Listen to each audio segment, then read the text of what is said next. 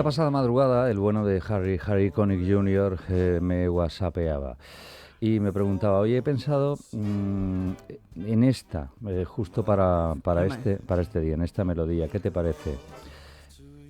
¿Te puedes creer, Carmen Rubio y Soler? ¿Qué tal? Buenos días, Carmen. Buenos días, ¿qué tal? Que no he sabido responderle. Harry. Es que cuando te hace una proposición como esa no sabes nunca. Porque te queda, dice, ¿cómo no? ¿Qué le dices aquí al artista? ¿Qué? Él es el artista. Exactamente, si es que deberíamos de dejarnos querer siempre por él. Total. La sonrisa del gato, una sonrisa que habitualmente reflexiona, que piensa, que comparte, que recomienda y que nos hace pensar cuando poco. Sí. Es lo bueno, ¿no? Es lo bueno. Es lo bueno. Y que tenemos además a un gran artista con nosotros, amigo de la casa, amigo de la casa, que sigue creando, que aporta muchísimo y que está ya conectado desde Almería. Sí, pero no sabemos con él. Claro, nunca se sabe, nunca se sabe. Pregúntale. Querido Enrique Demetrio, buenos días. Buenos días. ¿Cómo estás? Pues bien, esperando por ustedes. Te agradecemos la espera. ¿En qué punto de Almería te hallas justo ahora? Yo estoy aquí en San Miguel, Ahí en un sitio tontillo, en la playa, tranquilico. en la playa. Fíjate. Cerquita del centro de la ciudad, pero playa ya. Con una terraza muy mona. Qué sí, bueno. Una tontería. Oye, ¿en este momento tienes una ventana cerca, Enrique? Sí. ¿Podrías describirnos, o sea, hacernos la fotografía de tu momento justo ahora? Bueno, pues que la tengo la ventana con una cortina. Bueno, bien. Enfrente tengo un edificio, estoy en segunda línea de playa, no en primera. Y sí tengo una terraza adelante que me da amplitud, o sea, hay amplitud en lo que es la visión desde la ventana. Pero estoy sentado en la mesa aquí en el estudio y nada, esperando conversar con ustedes. Perfecto. Bueno, perfecto. Y esa imagen que ves, fíjate, esta es la pregunta tonta que ya la voy a lanzar directamente. Sí. La imagen que ves, ¿a qué género o a qué estilo del arte correspondería? La imagen real que tú estás ahora observando. ¿La de la ventana? Sí. No, la de la ventana es una arquitectura horrorosa, modernista, de la década del 70, que fluyó mucho en Almería. Kitsch, es una imagen kitsch. Esa, ¿no? La que está casi en toda Almería. Sí. Casi no. Pero, bueno, se salvan pocas calles. De esa época del 70, que saben que muchos proyectos todos iguales. Todo iguales. No sé, todo. Entraba en la casa, además son las casas que entras y en la misma distribución de una casa de puerta-ventana, pero al revés, entras por detrás. O sea, en la puerta-ventana el salón es lo primero. Sí.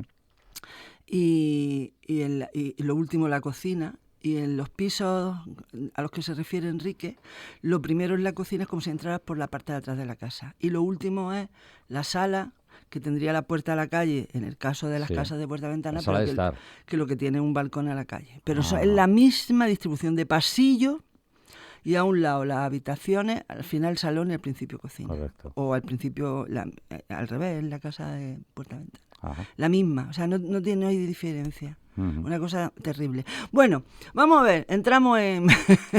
porque somos de los dispersos, diversos y etcétera. Buenos días de nuevo. Buenos días, Carmen, ¿qué tal estás? Bien. Yo llevo mucho tiempo hablando con Antonio de este tema. Me gustaría, hablamos siempre en positivo, hablamos siempre de comprar cuadros, de los pintores, de su obra. La gente viene normalmente porque ha expuesto o bueno, por diversas... Pero siempre algo... Bueno, pero yo tenía muchas ganas de hablar de algo que nunca se toca y te he llamado a ti porque eres quizás de los más profundos artistas con los que yo hablo de arte y con el que me apetecía hablar de este tema. El tema de qué sucede cuando el artista no sabe qué pintar. O sea, lo que se dice de la parada esa literaria del miedo al folio en blanco, pues el miedo al lienzo, ese que los escritores suelen hablar más incluso se escriben novelas sobre eso, pero el artista plástico no habla sobre eso, no hay una conversación, no hay un debate, no hay un exponer esta situación. Y no sé si se da, no se da. Enrique, ¿qué piensas? Sí, es como un bloqueo creativo, ¿no? Imagino que pasa igual en los escritores, que es lo que tú decías, lo que comentaba. Yo pienso que hay muchas aristas, ¿no? Que tienen muchas especificaciones. Depende también de cómo enfoque el artista la creación. Hay pintores más intuitivos, hay pintores que trabajan mucho el boceto primero, que son menos racionales, esperan el gesto, o sea que hay un abanico muy grande de enfrentar la creación por parte del artista visual, del artista plástico, ¿no? Ahora, lo que sí hay algunas regularidades. Yo pienso que una de ellas puede radicar cuando uno cambia de una serie de trabajos, por ejemplo, con características similares a otras. Por lo menos es lo que más me pasa a mí. Ajá. O sea, yo termino una serie completa con una temática determinada, con una factura determinada, y me cuesta mucho romper, ¿no? Romper esa inercia. Lo hago, lógicamente, porque si no, pues no trabajara, ¿no? Pero eso es un momento que es interesante, que se puede, como diría yo, la experiencia me ha dado que ya cuando uno va percatándose de que lo que ha hecho ya es finito, ¿no? Ya no da más, y uno empieza a bocetar y a tratar de irse a otras vertientes, ¿no? Y ahí se puede producir un vacío. Eso está claro, un vacío, sobre todo cuando uno trabaja obras de mayor envergadura, de mayor tamaño, y hay como un miedo a que eso que empieza tenga error, o sea, no sea perfecto como uno lo esperaba, y tal vez que se parezca a alguien que hace obra, no sé, hay varios aspectos, ¿no? Una de las cosas es el miedo a que esa obra, que tiene un formato mayor, fracase como obra. Pero además lo interesante de esto es que fracase como obra a uno, que es el que la está creando. Sí, sin pensar en el público, no al espectador. Y aquí yo recuerdo una frase de Duchamp, ¿no? Que él hablaba del coeficiente de arte, ¿no? Que es lo que una cosa es la intención del artista y otra cosa es la realización del artista, ¿no? En fin de cuentas, la realización final tiene que ser dada por el público, ¿no? Pero no obstante, uno hace lo mismo, o sea, como si uno se convirtiera en público de su propia obra, y esto, bueno, puede dar resultados positivos o no. Ese es uno. Yo creo que ese bloqueo, para mí, en mi caso, es importante, ¿no? Los cambios de una forma de crear a otra, o tal vez cambio de una técnica también, cambio de recursos técnicos. Ese es uno de los importantes. Y ese bloqueo, quiero decir, desde fuera uno se imagina que es cíclico, que os pasa a los artistas, pues no voy a decir que constantemente, pero a menudo. Con lo cual, es decir, las claves para salir de ese bloqueo también se supone que serían más sencillas, porque habéis salido, ¿no? En otros casos, claro. Sí, yo creo que sí, pero hay por eso te decía que había varios. Esto es lo que a mí me pasa desde el punto de vista del trabajo general. Ahora, cuando hablas de diario, ¿no? Del diario, siempre hay un miedo al lienzo blanco. Vértigo. Eso es inevitable, aún cuando hayas hecho un boceto. Tal vez al boceto a veces hasta peor, ¿no? O sea, porque te encuentras con eso, y una cosa es lo que tú imaginaste, lo que tú tienes en el boceto. A lo mejor diste todo en el boceto y después no en la obra final. Claro. O sea, esto tiene... Yo te digo que no hay una regularidad. La regularidad es que sí existe un bloqueo. Eso está claro. Y puede ser en parte del taller. Por eso hay tantas anécdotas con respecto a cómo resolverlo. ¿no? Eso, yo lo que... Pero eso es tan diverso que cada uno tiene su... A lo mejor yo lo resuelvo tomando vino tinto, y, ¿no? Sí, sí. Que me desinhibe, a lo mejor me lo resuelvo yendo al mar a sentarme, o sea, hay muchas, depende de cada persona. Es una... Ya. Pero, por ejemplo, hay una cosa de las que has dicho que me llama mucho la atención.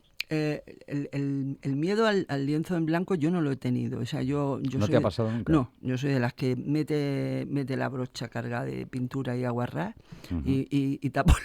No me da, quizás porque lo primero que hago es ocultar el blanco. Dibujar, hacer un dibujo básico muy rápido, muy gestual, muy cubriente. Yo el lienzo en blanco quizás sea lo que más miedo le tengo, pero no soy consciente por eso, porque lo oculto rápidamente. Sí, esa es una de las opciones que es una de las ¿cómo decirte? De los métodos que puede servir, que es manchar el lienzo. Pero para la persona que es más analítica, que no mancha el lienzo, se convierte en un conflicto. Claro. Pero sí, fíjate, pero me hace gracia porque el boceto debiera de darte más seguridad, ¿no? Más, bueno, saber cómo empezar y no pensar en el lienzo en blanco, sino en empezar un trabajo. Decir, bueno, allá vamos. O como lo hacen los escultores, es que esto ya sería demasiado complejo.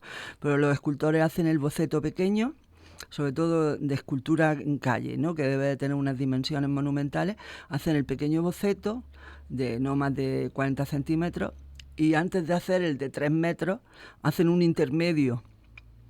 Entonces, claro que tus bocetos no son pequeños, tus bocetos suelen ser tipo A4, A3, ¿no?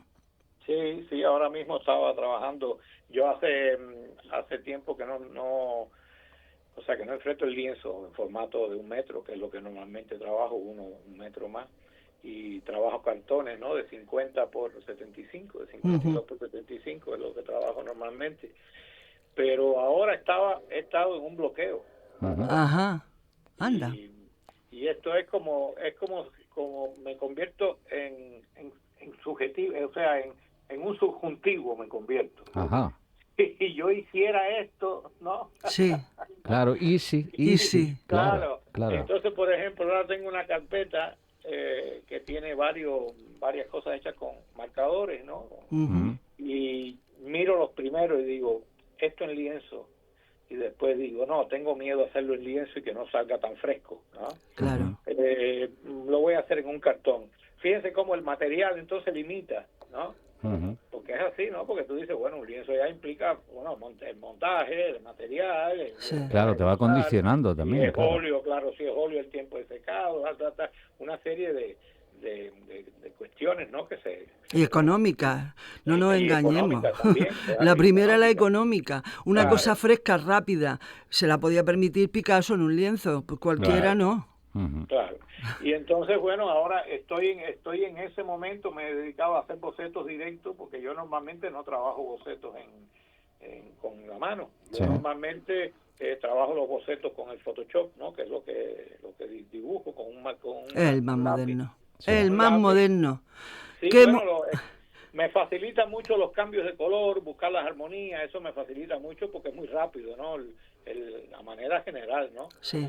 Pero ahora empecé con esto porque tengo esta carpeta y tenía unos marcadores ahí del nieto. Sí. Lo había comprado mi nieto. Finalmente el nieto no lo usó y estoy usándolos yo, ¿no? Y tengo hecho un montón de bocetos a color en A4, en A3 que diga. Y he estado en eso, estoy mirándolo, los miro y digo, bueno, esto en lienzo, ¿cómo fluye? ¿Cómo, no? Y estoy en ese momento de proceso, ¿no? Que por cierto, Carmen vio ese cambio, ¿no? En la última exposición, que ya empezaba a trabajar sobre las pitas de manera la pita. abstracta, claro, más y estoy en eso. O sea que estás en la tercera o cuarta fase de ese proceso. Sí, ahora mismo. Sí. Digamos que es como ese parón, como lo has definido, al principio lo has denominado de una forma que no me acuerdo ahora. Y que no es estático, o sea, puro movimiento, es decir, que es como una parada, un bajón creativo, pero no paras de estar Hombre, creando. sí, pensando en eso, Claro. Lo cual te puede llegar a bloquear más incluso. Eh, Puede ser, Ujú. puede ser. Sí, el diálogo con la obra Claro. puede ser muy gravoso, puede ser un diálogo nada fácil, nada de arte terapia, puede ser más bien una pelea ahí. No es terapéutico, no es verdad. Y fíjate, a menudo, es decir, en conversaciones con músicos, con autores, en fin, ellos ante el vértigo de la página en blanco o de el acorde en blanco, permítaseme esta comparativa, me suelen decir es que, claro, cuando te han encargado una columna o te han encargado una línea determinada Sí, no sé, hay un en cuanto a encargo, una en novela, hay un general un encargo, encargo. ahí obviamente no existe ese bloqueo. No, puede existir peor.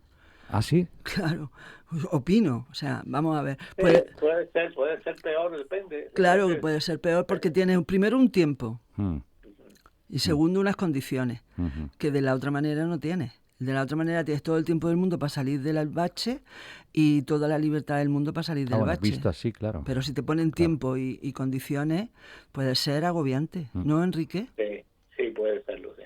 Ujú. Puede Puede ser. serlo. Pero para Es que también escritor, depende del momento en que, es que esto es interesante, cuando es un encargo, Sí. aunque sea algo con un grado de iconicidad alto, vamos a poner un retrato, qué sé yo, ¿no? Que yo no lo hago, pero bueno, si me encargan una cosa y la voy a cobrar, seguro que hago el retrato. por supuesto que sí. Pero hasta en ese caso, cuando hay un encargo con una serie de limitantes desde el punto de vista de realización, depende del momento que tú estés en tu obra también, eso es importante. Claro. Mm. Eso es importante porque depende de lo que tú estés trabajando, del abanico de posibilidades que tengas, de qué técnica estés usando, porque si no se te convierte en un problema si tienes que cambiar de palo para rumba, ¿no? Claro. Sí. Hay una de las cosas que acabamos de decir que, por supuesto, si te hacen un encargo de un retrato, por supuesto, si además eres bueno, como es tu caso, lo aceptas porque sí. Pero aparte de eso, como siempre, utilizamos en este programa cualquier momento para aprovechar y decirle a la gente que compre arte, por favor, es una maravilla de regalo regalarle a alguien un retrato. Absolutamente. Es una maravilla. Estoy por encargarte, Enrique, un retrato, de verdad. Pilles como pille al artista, lo digo ya, de palo a rumba o rumba a palo, pero bueno, es verdad que te puede cortar completamente el rollo del proceso que tú estás pasando, ¿cierto? Y esto, es decir, los artistas, llegado al punto de, bueno, haber superado ese bloqueo, haber avanzado, llegar a exponer, es decir, los artistas, ¿llegáis a notar, observando el resultado en una exposición, que ese artista que expone ha superado un bloqueo o no? ¿O hasta ese punto no llegáis? No, porque no ve ¿Por algún cambio respecto al anterior en su...? No necesariamente, no creo Ah. que sea... No creo ves que el sea. cambio, como se va a ver en la próxima Claro. exposición de Enrique. Cuando Enrique exponga otra vez, veremos las pitas. Mm. Pero no vemos el proceso desde los corazones a las pitas. Ya. Ese se lo queda a él. Ya. Porque selecciona lo que muestra. Mira, ahí sí, cuando se habló de un retrato como encargo, es interesante, ¿no? El retrato se corresponde a algo, o sea, es como un cocinero, ¿no? Sí. No es lo mismo la abuelita de uno que siempre hacía el mismo guiso, de la misma manera, ¿no? Al cocinero que es, o la cocinera que es un poco más creativa y dice, bueno, hoy voy a hacer tal cosa, pero voy a tratar de hacerlo de esta manera, o agregándole tal condimento, ¿no? Uh-huh. Y en eso radica la diferencia entre tecnología, entre ciencia, o sea, entre la creación, el abocarse en la creación en la ciencia, al abocarse en la creación en el arte, ¿no? Claro. En la ciencia hay lo mismo, hay esa pasión, hay esa imaginación, pero hay un objetivo que es diferente, que es poder reproducir ese logro, ¿no? Y en esto, un retrato se parece mucho a la o sea, estoy pensando ahora, hablando así, se parece mucho a la creación de esa índole, de una receta, ¿no? O sea, porque ya ya está resuelto desde el punto de vista técnico, de enfoque, y uno lo realiza con mayor facilidad. Claro. Cuando hablaba del sufrimiento es porque uno trata de darle, aunque sea un retrato, un toque de tu obra, ¿no? De lo otro que tú haces. Y es interesante, mira, es un tema interesante que se pudiera tratar en otro momento.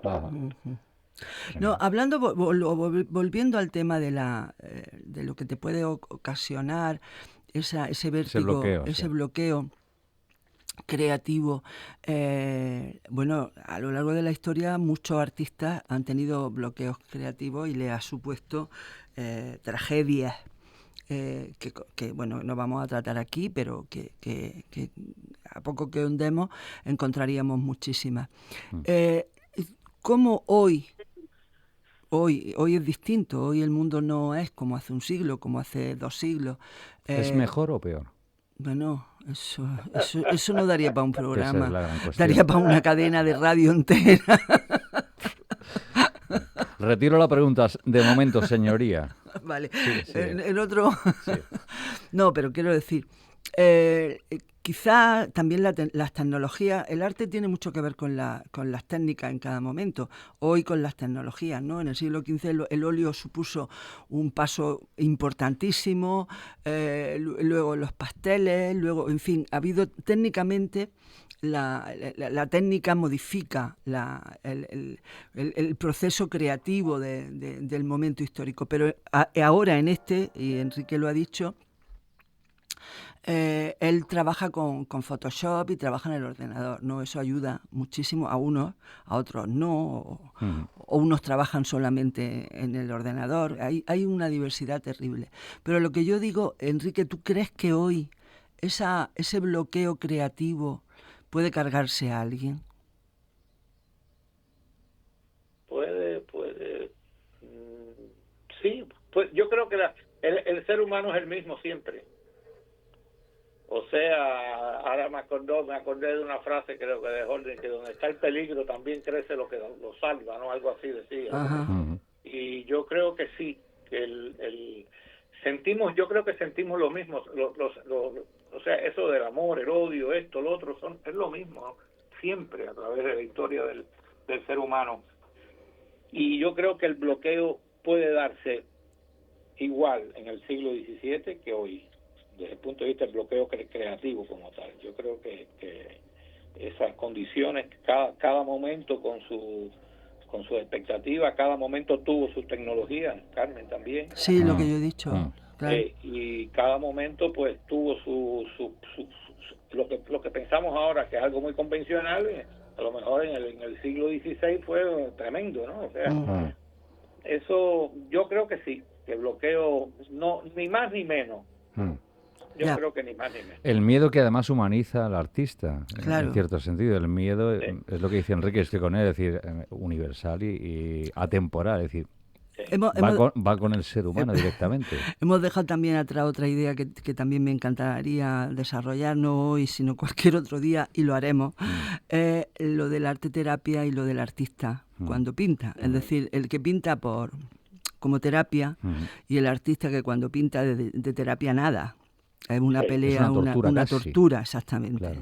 ¿No, Enrique? No, muchas veces la terapia, en la persona que lo hace por terapia, ten cuidado, no lo motive, porque la necesidad, como decían que era la necesidad conocida, la libertad, ¿no? Sí. El que empieza a pintar por terapia, le empieza a picar el bicho de la creatividad también. Y termina siendo una tortura.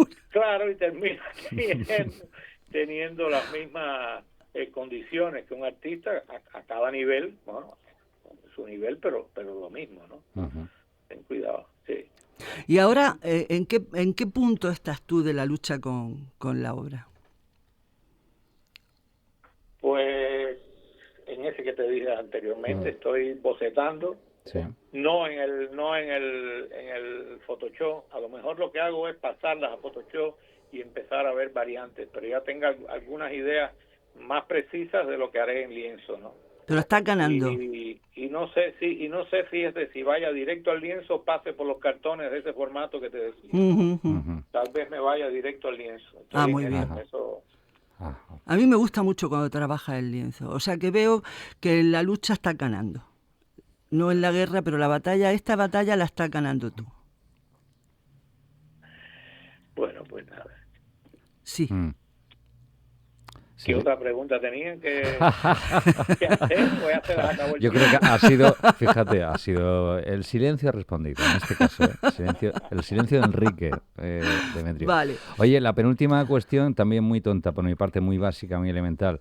Un artista... Tú siempre estás en eso, siempre te estás autotitulando de tonto. Es que estoy... No, es que... Tonta, pero las preguntas tuyas a veces son demoledoras. Bueno, hombre, no a veces sé, dice, es que en alguna ocasión nada más. Es el bloqueo artístico y comunicativo del locutor, claro. Yo estoy en permanente bloqueo. Sí, claro, o sea, te vemos. Y entonces, un artista plástico en un mundo, en torno al entorno, válgame la redundancia, el ambiente que vive el mundo, la sociedad, un artista plástico en un mundo contrahecho, como el que estamos viviendo, al que estamos asistiendo ahora, antinatura, es decir, ¿se retroalimenta o el bloqueo se incrementa más todavía o no? ¿O el artista está o debe estar automáticamente ajeno a este mundo? Eso ya es más filosófico. Habría que irse precisamente al asunto del todo el arte contemporáneo o el arte desde el siglo XIX para acá. Precisamente fueron los cambios filosóficos unos tras otros tan fuertes, ¿no? O sea, desde Nietzsche, desde Kant, qué sé yo, ¿no? Sí. Y después Carlos Márquez, y la cultura debe funcionar como instrumento de no sé qué, y después Adorno con los otros, y Derrida con la deconstrucción. O sea, hay una serie de movimientos. Los movimientos no fueron tan seguidos en la anterior historia del mundo, ¿no? De la sociedad. Y todos esos cambios pues han dado que lógicamente yo lo veo como que más o menos en cualquier lugar pasó lo mismo.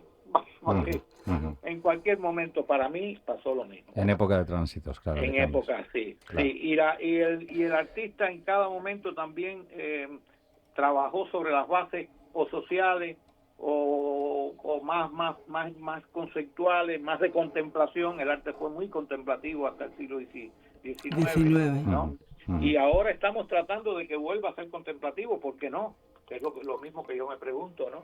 Esa idea... O sea, puede llegar a ser contemplativo de nuevo, hay que dejar una pregunta abierta, porque claro, todo aquello de la belleza como sospecha y todo eso, bueno, todo eso hay que trascenderlo. Sí, señor. Esa me has matado, Enrique. Siempre me deja alguna pregunta, alguna frase, pero con esta de que el arte puede volver a ser contemplativo, me has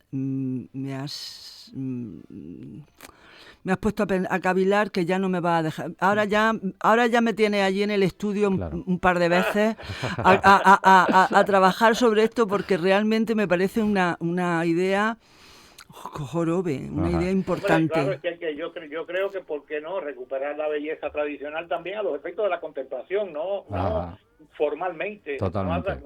O sea, no formalmente. Ya, pero sí, te he entendido. Ya, no creo que no se debe ignorar el dolor, ¿no? Claro. Pero eso está claro, pero bueno, ¿y por qué no contemplar y disfrutar de la contemplación también? Esto me recuerda a este filósofo que hay muy de moda, que lo critican mucho, el coreano, que dice que le gusta cantar. Sí. O sea, y motiva a las personas a cantar. Sí, además monta unos espectáculos. Sí. De la vida y disfrutar. Lo consigue. Eso es válido, y que sigue siendo válido a través de la historia y que debemos rescatarlo también, ¿por qué no? Total. Pues fíjate, ahí lo vamos a dejar, pero en positivo, lo vamos a dejar en positivo y con varios melones artísticos que hemos abierto directamente para próximas entregas con el único e incomparable Enrique Demetrio. No, te emplazo para, por lo pronto, una sobre arteterapia, otra sobre el arte contemplativo. Sí. Ahí hay 2 o 3 conversaciones que nos debemos, ¿vale? Mínimo. Ok, perfecto. Enrique, ha sido un placer una vez más, un gustazo. Igualmente con ustedes. Muchas Enrique, gracias. 2 besos grandes. Un beso, hasta luego. Hasta luego. Maravilloso, pues oye... a veces hay que hablar genial. Genial. Abiertamente sobre, bueno, pues Sí. un espacio así un poquito... En la literatura se habla mucho más, en la música también, en las artes plásticas menos, Claro. pero mira, Fíjate, existe el igual... bloqueo del artista, ¿no? Directamente. Lo Existe hemos vivido igual. porque además lo está superando, está en Sí, proceso. ahí lo ha dicho. Enrique Demetrio. ¡Guau! Genial. Genial Que luego sacará unas pitas, porque acordaros, la palabra pita, sí. pitaco, serán impresionantes, o sea, lo veremos. Como diría mi añorada profe de arte, Beatriz Bravo, genial como siempre, de Rubio, de Soler. También fue profesora a mí. Sí, y Demetrio, Enrique. Pues Carmen, hasta la próxima semana. Hasta la próxima semana. Since the dear day of our meeting, I've wanted to tell 87.6